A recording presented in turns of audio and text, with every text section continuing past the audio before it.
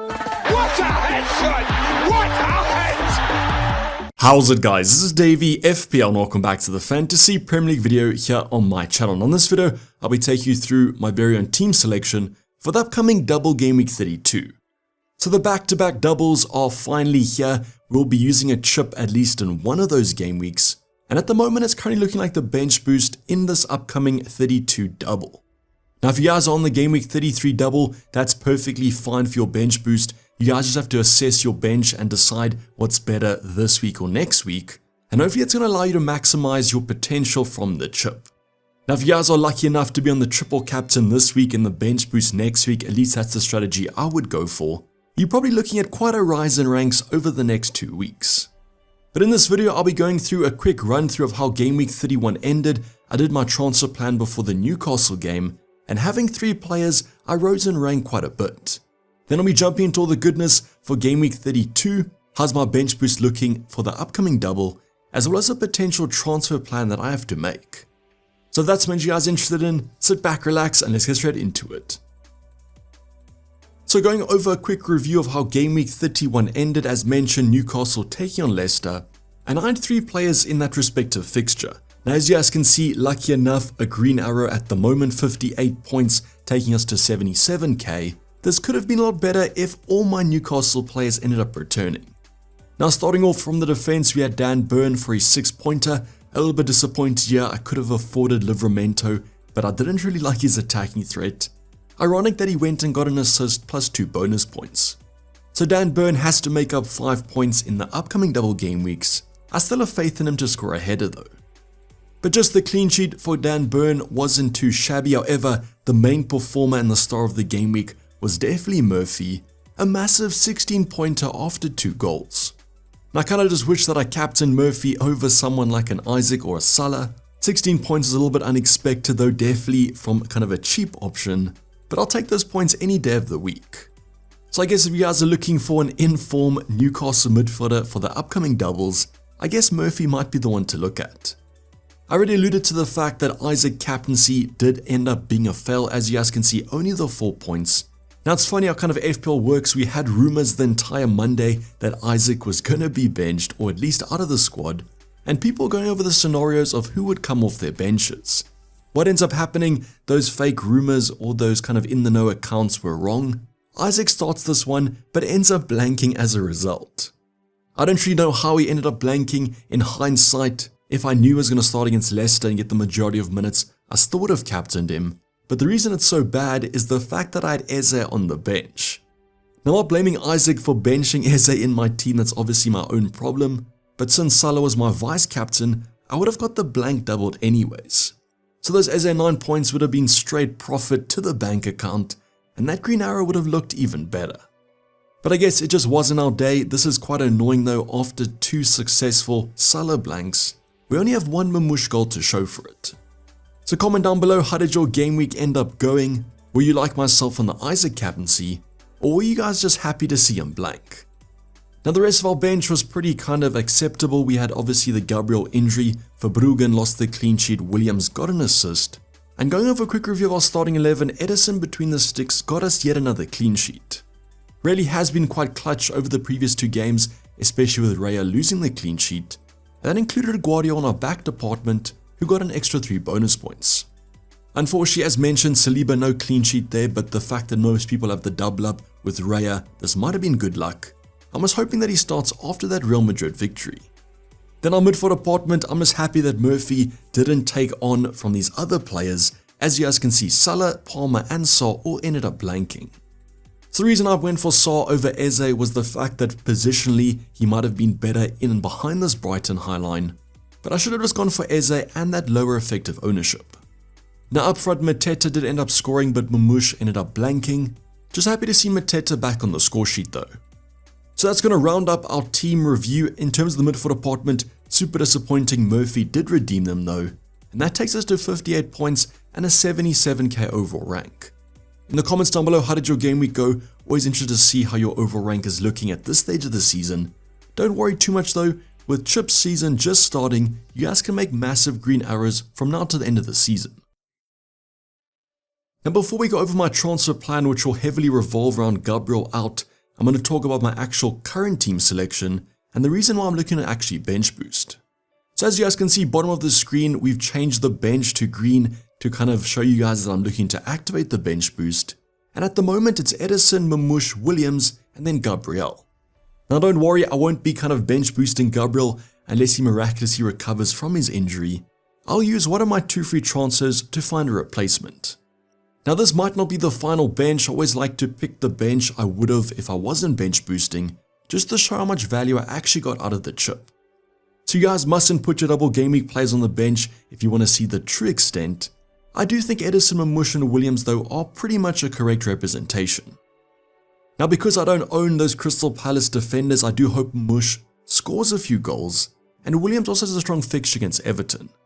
My only concern is Edison. I do have quite a few Crystal Palace attackers, 3 to be exact, so I kind of hope they do well, but also Edison keeps a clean sheet.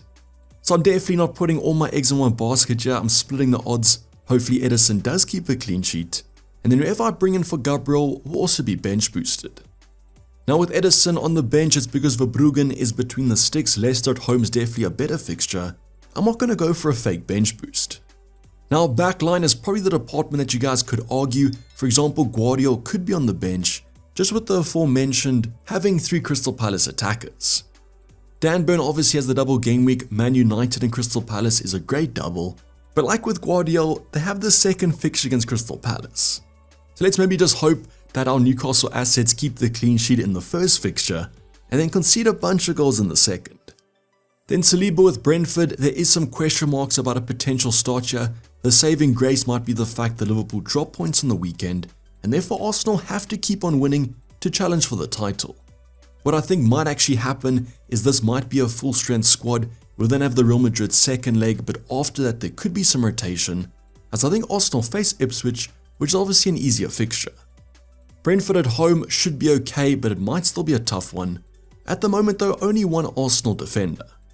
Then our midfield department, let's start off with the boring single game weekers. We've got Salah against West Ham, as well as Palmer against Ipswich. 2 great fixtures on the cards though. I actually wouldn't be surprised if these 2 assets outperformed a lot of the double game week players. That's just relying on the fact though that Palmer starts this one. Now Chelsea are going to be in the Conference League, and that's coming up on Thursday. I just hope that Palmer starts the Ipswich game. So let's see what happens. As mentioned, if both of them do start, there could be some good attacking output, or just depends on the minutes. Then next up, we've got the double up of Eze and Sarr, which is quite differential. Most people only own one of the midfielders. Now the only problem with Crystal Palace is the fixtures are simply terrible. Man City and Newcastle both away. I don't have the highest expectations. I'm just hoping for a few attacking returns. Hoping generally more from the Newcastle game, as I do own 2 Man City defenders, but at least I'm playing both of them and don't have to bench one. Then finally Murphy, let's see if we can continue this good form. Like Dan Burn, great fixtures here, and with that 5th Premier League spot going to the Champions League, all eyes on who actually qualifies. That's why personally I am captaining Isaac. I think most people will be captaining him and triple captaining him. Wouldn't be surprised if the effective ownership is over 200%. So it doesn't feel right kind of going for a captaincy option that you hope blanks. I just can't see anyone with a higher output or higher ceiling than Isaac in this game week. Our final forward is Mateta. Terrible fixtures, but he's a quality player. I guess you just have to pick Crystal Palace options and hope they do well.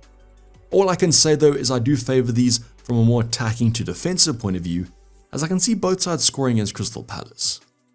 Now that you guys have seen the starting 11, do you agree with my kind of benching decisions? I guess you could argue that Neco Williams may be over someone like a Saliba or a Guardiola. And if I do put Guardiola on the bench, I might be supporting Man City for the weekend.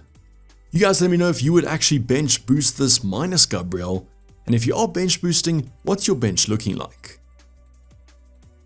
Now the final part of this team selection is going to be our transfer plan. I'm kind of forced to use one of my 2 free transfers, and that's going to be to replace Gabriel.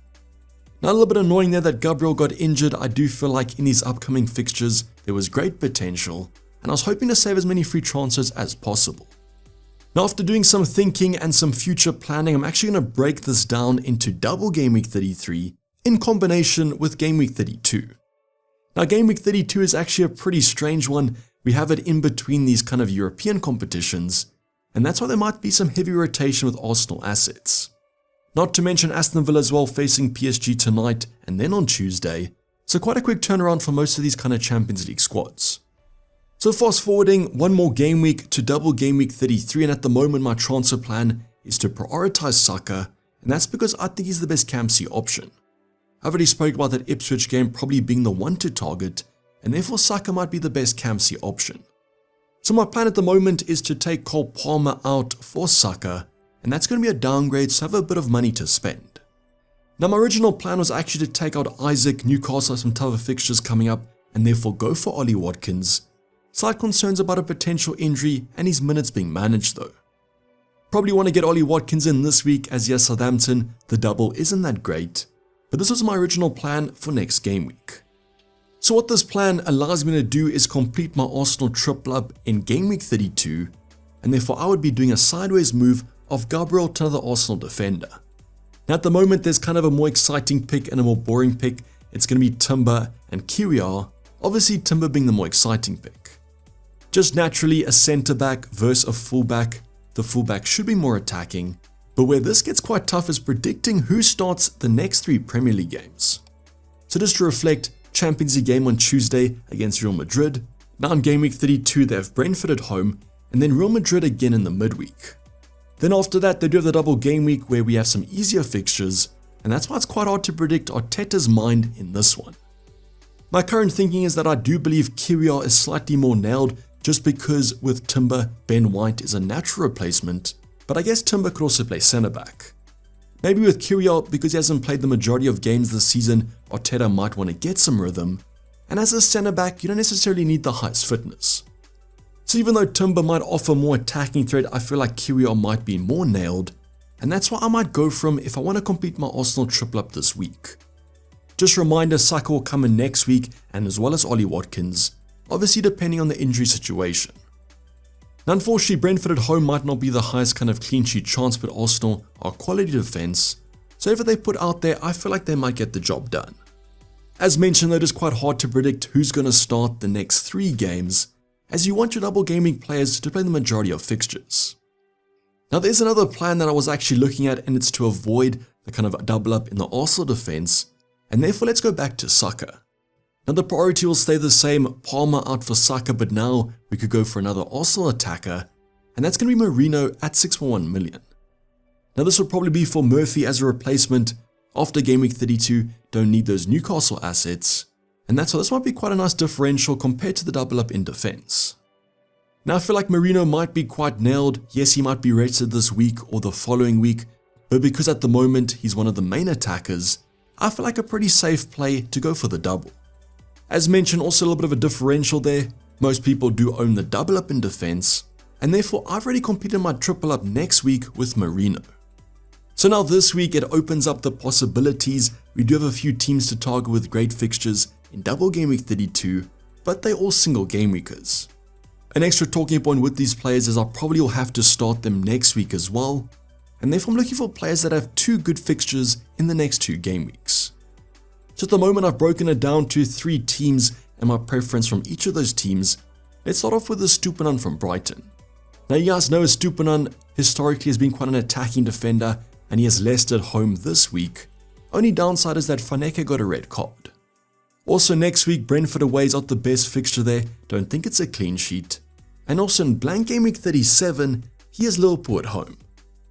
Now I know game week 37 is quite long into the future, but if I'm going for a single game week player, I have to consider all my options, and with the 334, I need some players for blank game week 37.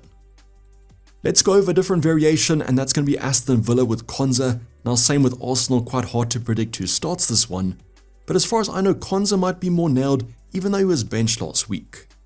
Now the bonus about him is that he does have a double next week, might not be the best fixtures, but it is a double game week, and obviously Southampton away is a great fixture in 32. Let's maybe see what Emre says in the press conference. If he's going to allude to some rotation, then Konza might not be the player, and that's why the last team is going to be Nottingham Forest with Milinkovic. So he's the most expensive player, but I still can afford Moreno in game week 33, and he has Everton at home and then Spurs next week. Now I don't actually think that Spurs is the worst fixture. They haven't been great at the moment, there could be a clean sheet there, and Everton at home I don't really favour their attacking threat.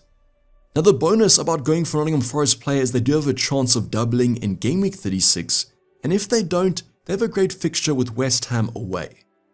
Now if they do beat Man City in the semi-final of the FA Cup, they'll have a double of Leicester plus West Ham, which is pretty strong for the future, but as mentioned, probably unlikely.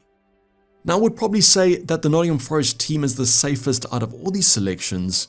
Yes, it's Stupina as Leicester at home, but I feel like Nottingham Forest, I trust their defense slightly more. This plan would revolve around the fact that I want Moreno next week as my Arsenal triple up, as do I want an Arsenal defender if they're not going to start next week anyways? Just something I'm kind of pondering at the moment. Do I go for the more fixtures but the uncertainty of starts, or less fixtures and more guarantees? I think I might actually be leaning towards going for Moreno as a little bit of an outside punt and then sticking with Milinkovic as my replacement. You guys can let me in the comments down below though, what are you doing for this week? Do you guys agree with my plan? Which defender would you guys actually go for? I think it's probably between Kiwior and then going for Nottingham Forest defender. I'll be doing a deadline stream though where I do lock in the transfer. We might actually be getting some early team sheet news about Man City, which would dictate if I actually use the bench boost. For example, let's just say Mamouche is benched or Guardiola's benched, I would probably postpone it. Not what I want to do with the plan currently laid out. So hopefully I do see you guys there in the deadline stream, as that's probably where I'll prolong the transfer to. Otherwise, watch out for that European football coming up this midweek. But this is basically going to wrap the video, guys. Hope you guys did enjoy it. Please don't forget to like if you didn't subscribe if you have subscribed yet. Make sure those notifications are on so that you guys get notified when I do go live. And hopefully I see you guys in the deadline stream. But for the time being, I'm signing off. It's been Dayvy FPL and I'm out. Cheers, bye.